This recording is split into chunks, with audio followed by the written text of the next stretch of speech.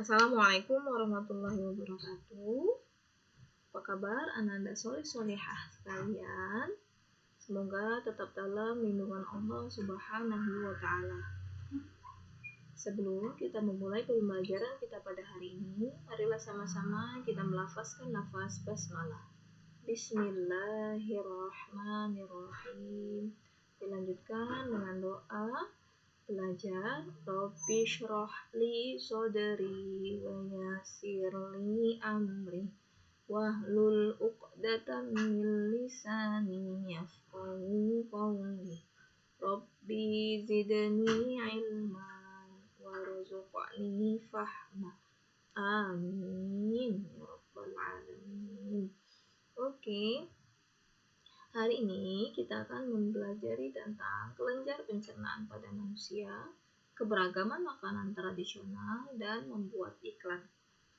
Sebelumnya, kita sudah mempelajari tentang sistem pencernaan pada manusia, ya, dan juga kita sudah mempelajari jenis-jenis iklan dan unsur-unsur iklan. Nah, apa sih perbedaan kelenjar pencernaan dan juga sistem pencernaan? Mari kita membahasnya pada pertemuan kali ini. Nah, perhatikanlah gambar berikut ini. Gambar berikut ini kita bisa lihat anak ini itu memakan makanan yang sangat banyak, ya. Apakah makanan ini akan mudah tercerna di dalam tubuhnya? Iya, jadi semua makanan yang masuk ke dalam tubuhnya ini akan dicerna di dalam tubuh, meskipun dalam jumlah yang banyak. Dan juga, tapi kita harus kasihan dengan tubuh kita. Jika kita makan terlalu banyak, tubuh kita akan merasa sangat berat dalam mencernanya, ya. Nah, di dalam tubuh kita ada beberapa organ kelenjar pencernaan, ya. Mari kita simak bersama-sama penjelasan dari Bunda. Oke, jadi kelenjar pencernaan pada manusia itu adalah organ pencernaan yang berfungsi menghasilkan zat pencerna makanan. Ya, jadi dia misalnya enzim pencernaan. Zat-zat tersebut digunakan untuk mencerna makanan dalam proses pencernaan. Ada beberapa organ tubuh manusia yang terdapat enzim pencernaan di dalamnya. Apa saja itu? Mari kita lihat bersama-sama. Nah, ini adalah gambar struktur pencernaan, sistem pencernaan pada manusia, ya. Ada 6 mulut, kerongkongan, hati, empedu, usus halus, ada rektum, anus, usus besar, pankreas, dan juga lambung. Ya, jadi pankreas itu berada di antara lambung dan juga usus besar, ya. Ya, dan juga ada di sampingnya itu empedu, ya, dan hati. Oke, jadi yang mana Bunda yang di dalamnya terdapat enzim pencernaan?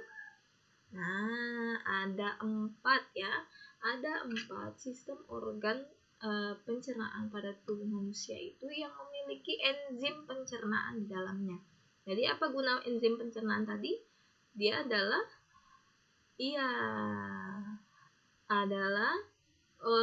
zat yang bisa menghasilkan zat yang dibutuhkan oleh tubuh. Jadi enzim tersebut itu dapat menghasilkan zat yang dibutuhkan oleh tubuh.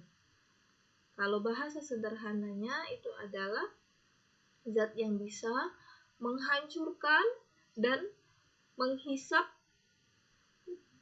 zat-zat penting di dalam untuk tubuh kita, ya. Jadi selanjutnya yaitu adalah mulut. Jadi pada mulut itu bisa menghasilkan enzim tialin yang berfungsi untuk mengubah zat tepung menjadi zat gula. Nah, jadi kalau pada makanan kita itu ada makanan berupa tepung, ya, atau nasi, karbohidrat yang terdapat di dalamnya itu gula, maka itu akan diubah menjadi zat gula oleh enzim tialin yang ada di dalam mulut kita, ya. Apa guna zat gula itu? Zat gula inilah yang berfungsi untuk memberikan tenaga ketika kita ketika kita beraktivitas, ya. Yang kedua, itu ada hati, organ yang menghasilkan cairan empedu yang berfungsi memecah lemak. Nah, jadi cairan empedu di dalam hati ini ada cairan empedu yang bisa berfungsi untuk memecah lemak. Jadi kalau di dalam makanan kita terdapat zat-zat lemak, ya, atau bahan dasarnya ada lemaknya di dalamnya, maka yang berfungsi untuk memecahnya adalah organ hati. Oke, yang kedua itu lambung. Lambung ini, organ ini menghasilkan enzim pepsin dan renin serta asam klorida. Pepsin ini berfungsi mengubah protein menjadi pepton. Renin ini berfungsi untuk menghadapkan protein susu dan asam klorida berfungsi untuk membunuh kuman dan melarutkan makanan. Jadi enzim-enzim ini menyerap segala sesuatu yang dibutuhkan oleh manusia, ya.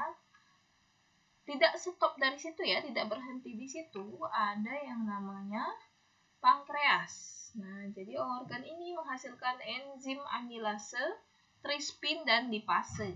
Amilase ini berfungsi untuk mengubah zat tepung menjadi zat gula, sama seperti enzim petialin yang ada di dalam mulut, ya.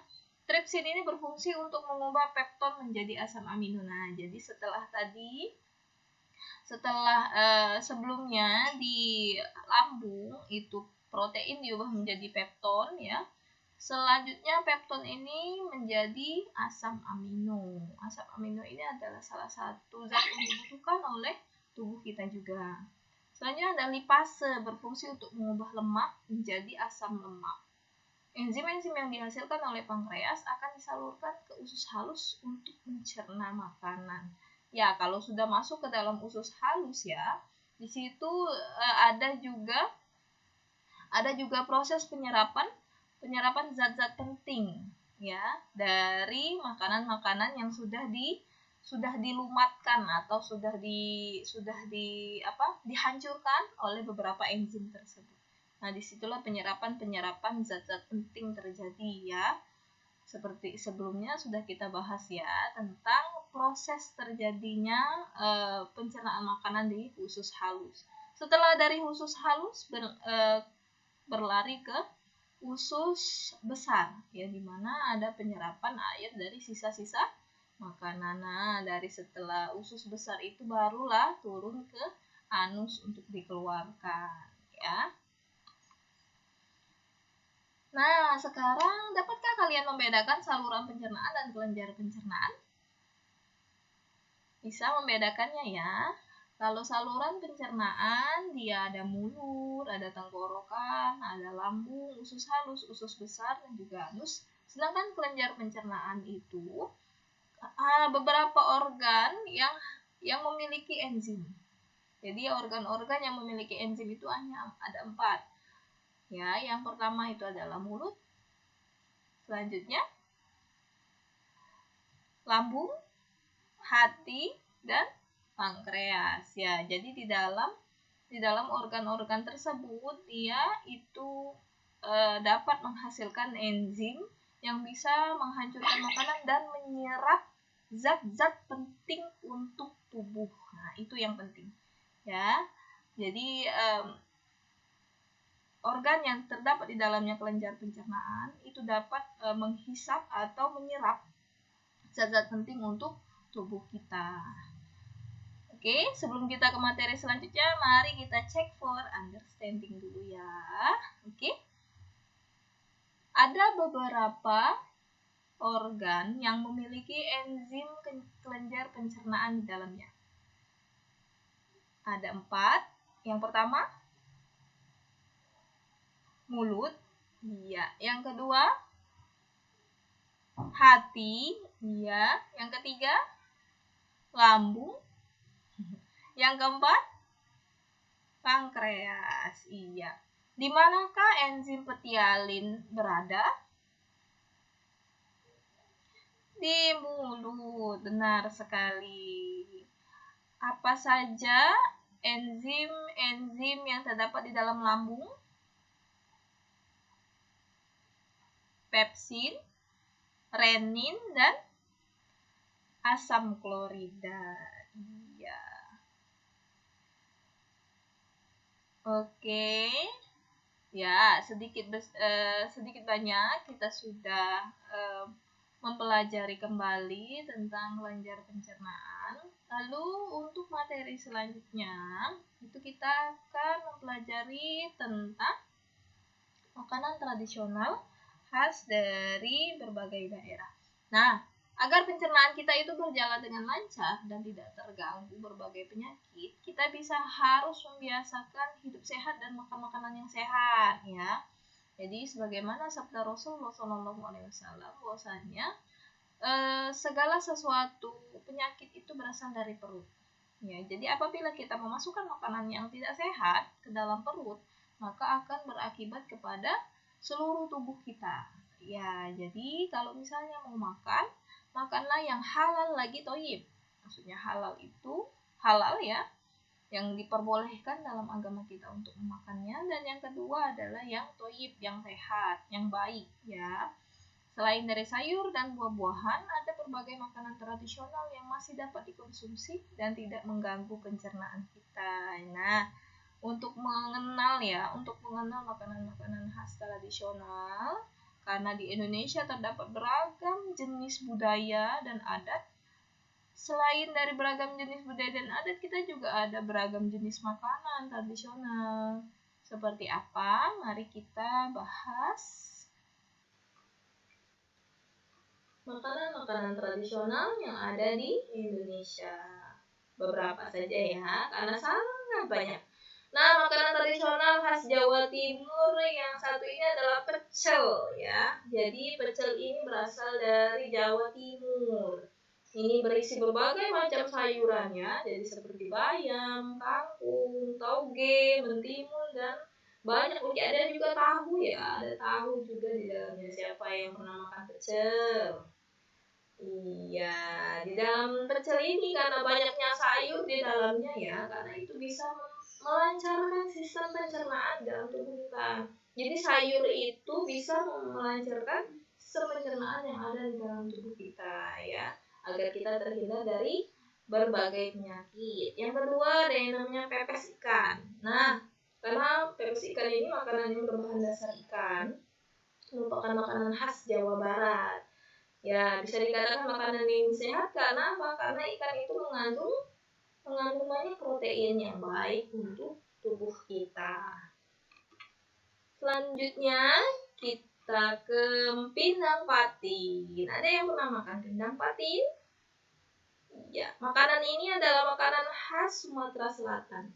Dikarenakan Sumatera Selatan ini memiliki Sungai Musi, ya, kita di sini memiliki Sungai Musi, jadi membuat sebagian besar makanan tradisional Sumatera Selatan itu berbahan dasar ikan. Apa saja seperti pempek, ya, laksan, ya, terus apalagi celimpungan, semuanya itu adalah berbahan dasar ikan, ya. Meskipun semuanya adalah pempek, ya, menurut orang. Nah, jadi pindang patin ini adalah salah satu makanan khas Sumatera Selatan-nya. Di dalamnya ada ikan patin yang baik untuk kesehatan tubuh kita. Selanjutnya ada martabak har. Nah, martabak ini adalah makanan khas Sumatera Selatan lainnya.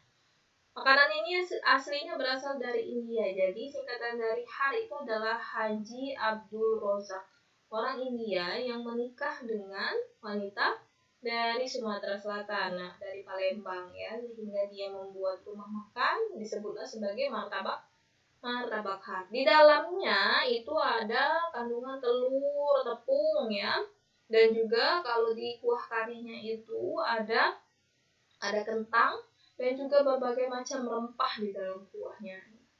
Nah, telur itu banyak mengandung protein yang baik untuk tubuh kita, dan kentang adalah salah satu sayur-sayuran yang juga baik untuk kesehatan tubuh, ya.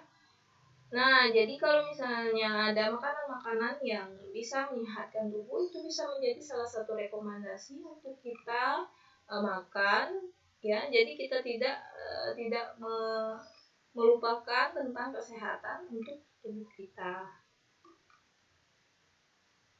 Nah, selanjutnya ya, sebelumnya kita sudah mempelajari jenis-jenis iklan dan unsur-unsur yang harus ada di dalam sebuah iklan. Untuk mempraktikannya, pada pertemuan ini kita akan membuat sebuah iklan. Iya, jadi hal yang pertama yang bisa kita lakukan adalah pilih topik yang akan dibuat untuk menjadi iklan. Ya, pilih dulu mau buat iklan tentang apa nih. Yang kedua, itu tuliskan kata kunci yang ingin kita masukkan. Kata kuncinya apa? Contohnya misalnya sehat atau khas Sumatera Selatan, bisa jadi. Yang ketiga, buatlah iklan sesuai dengan unsur-unsur yang harus ada di dalam iklan. Jadi kita sudah mempelajari kan unsur-unsur yang harus ada di dalam iklan. Boleh di flashback kembali, boleh dilihat kembali unsur-unsur apa saja sih yang harus ada di dalam iklan. Jadi harus diperhatikan ya unsur-unsurnya. Oke, contoh. Contohnya ini adalah topiknya tentang hidup sehat. Jadi, hiduplah sehat dengan makan makanan yang bergizi seimbang. Hidup sehat, tubuh segar, hati pun senang. Apa kata kunci dari iklan ini? Hidup sehat dan makanan yang seimbang. Ya, ada dua kata kunci. Makanan yang seimbang dan hidup sehat. Nah, tugasnya pada pertemuan kali ini kita akan ada tugas ya, membuat sebuah iklan tentang makanan tradisional Palembang yang sehat untuk tubuh kita. Ada masih banyak sekali ya makanan tradisional Palembang ya yang sangat sehat untuk tubuh kita ya. Terutama yang berbungkus-bungkus daun pisang ya. Boleh kalian lihat, boleh kalian cari-cari ya makanan tradisional Palembang tersebut dan dibuat menjadi iklan. Jadi hal yang pertama mencari topik itu sudah kita temukan. Topiknya adalah makanan tradisional khas Palembang. Ya, yang kedua tadi kita harus memperhatikan unsur-unsurnya. Ya, silakan di flashback kembali apa saja unsur-unsur yang harus ada di dalam sebuah iklan. Oke. Sampai di sini, ada yang ingin ditanyakan? Jika ada yang ingin ditanyakan, silakan langsung menghubungi bunda-bundanya ya.